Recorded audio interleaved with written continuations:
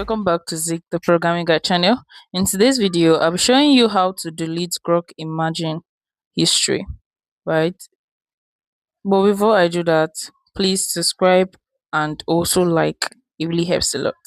So let's get right into the video. So the first thing you have to do is open up your Grok AI app like this, and once you're here, you click on this three horizontal line you can see in the left corner side of your screen.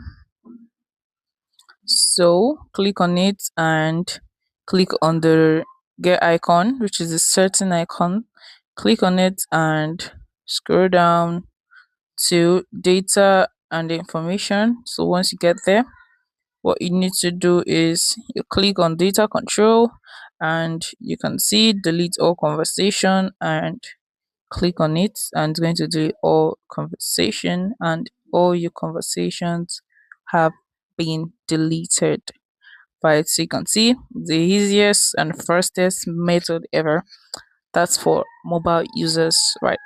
But if you're using your PC, it's going to be a bit longer than this. If you find this guide helpful, give it a thumbs up and equally subscribe to get more tips like this. Thanks for watching, guys. I'll see you in my next video. Bye.